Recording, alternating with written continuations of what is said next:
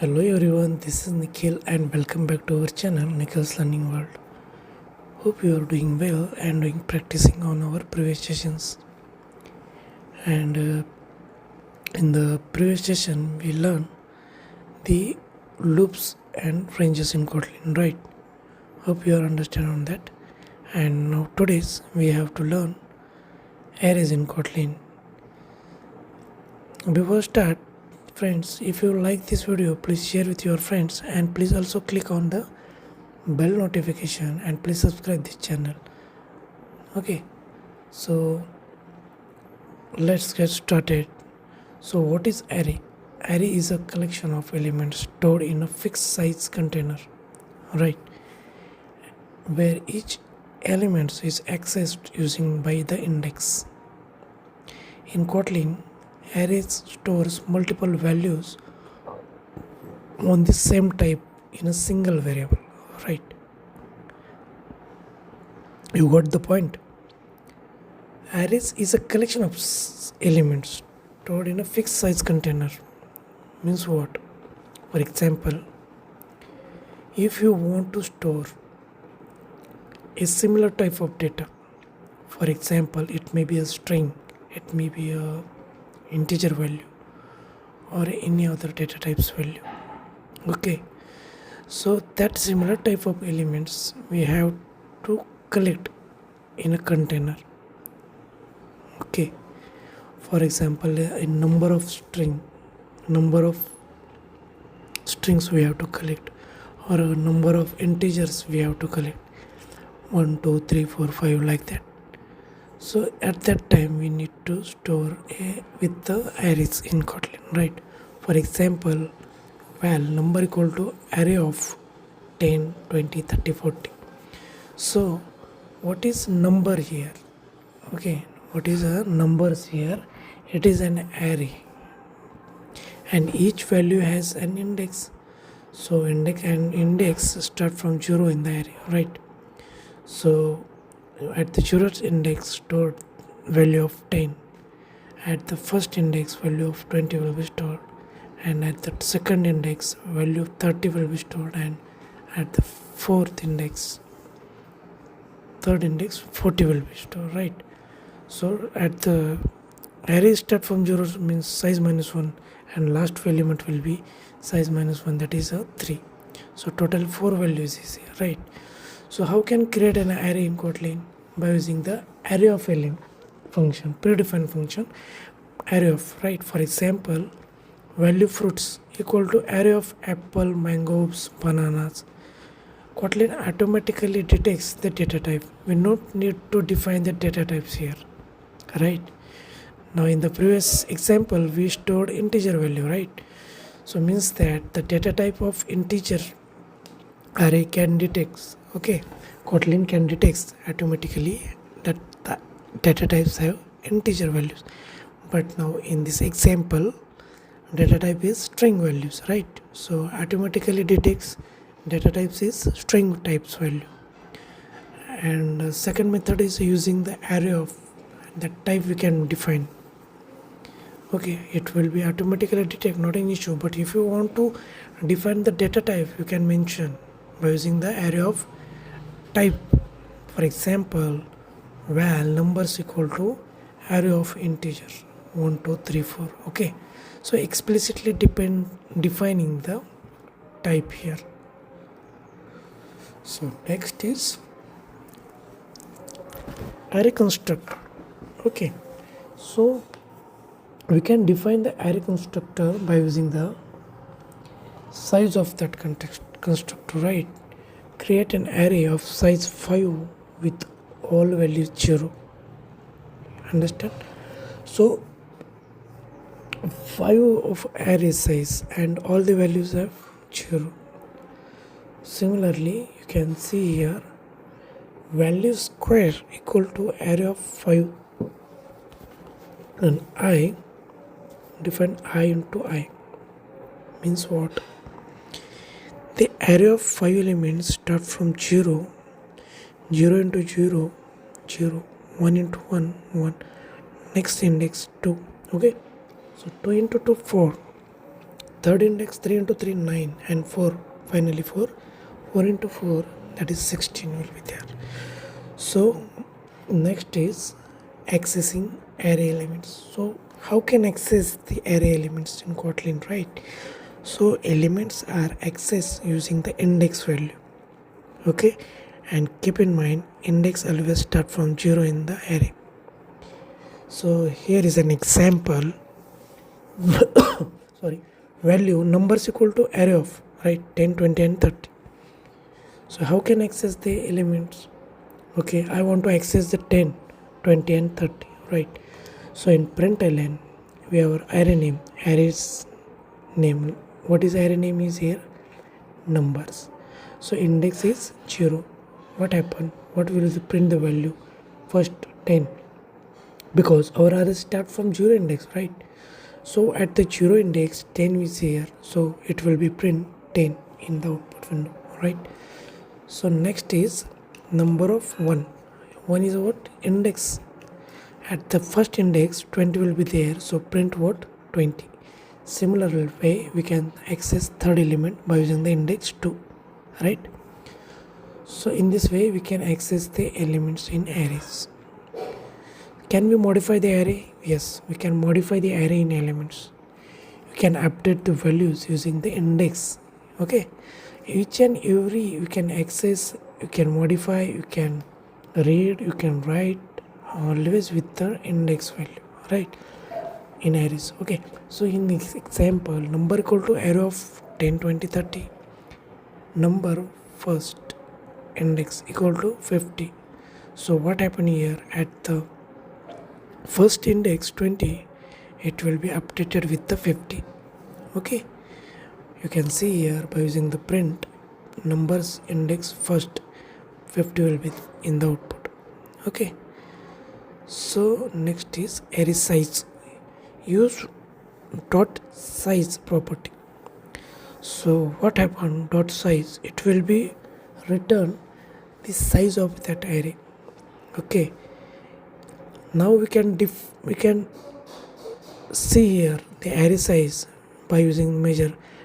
If you measure 10 20 30 40, like 4 elements, so you can say size of array is 4. But if you want to calculate the size of array programmatically, dot size property is available in the Kotlin for the arrays. Okay, so in the println numbers dot size, it will be the 4. It will be the print 4 because our array size is 4. Okay, hope you understand. So dot size property defines the size of that array. So iterating throughout array using by for loop, using by indices, using by for each, different methods. Let's see one by one. For example, numbers equal to array of 10 20 and 30, right? In a for loop, number in numbers, num is a index in array numbers. Okay, so in the println num means what? Index. So you can check number in numbers means what? Numbers is in our array and it will be iterating. For loop is in iteration, right? Iterating the array and read the one by one value by the index num. In the output window we will be print 10 20 and 30. In this way, by using the for loop we can iterate the arrays. Another method is by using the indices. Okay, same example, for I is an index, we can any value a b c num. Okay, you can any variable name you can use. In numbers is an our array dot indexes. So what happened here? In the println numbers I is an index, whatever the index value it will be in print. Okay, numbers dot indices, it will be the iteration part. Okay, it is the another method by using the indices. So it will be the print our arrays like a 10, 20, 30 same output. Okay, so third method is for each.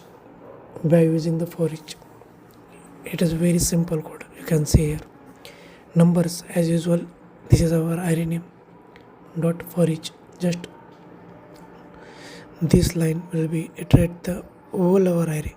Okay, so in the block of curly brace directly we can print it. Is it what it is the current, it will be written the current whatever the index value, it will be written. Okay,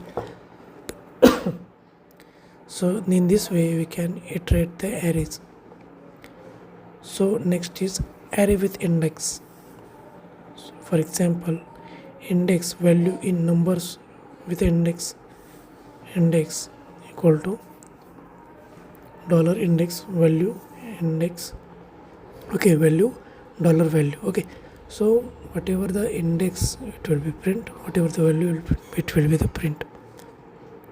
So in this way with the index we can iterate the values by using the with index. Okay,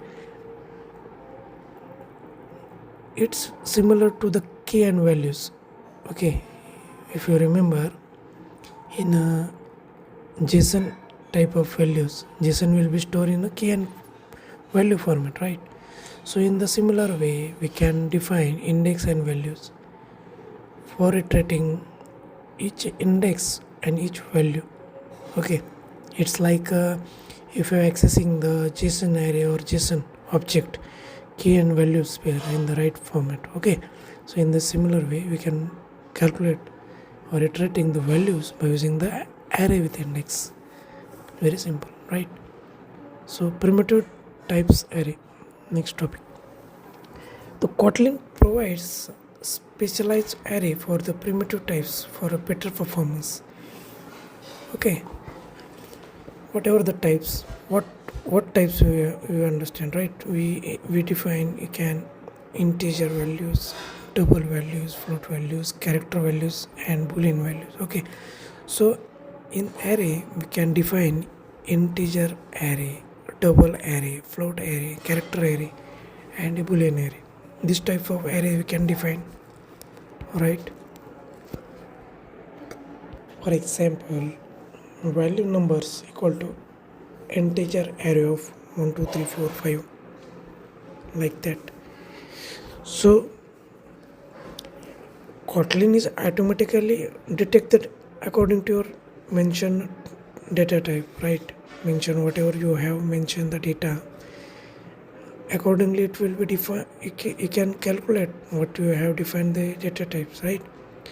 But if you want to specify a particular the data type, like this type of integer array, so you can define with the int array of, okay, float array of, character array of, boolean array of.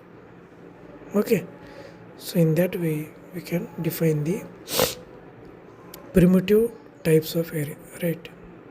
Primitive means what?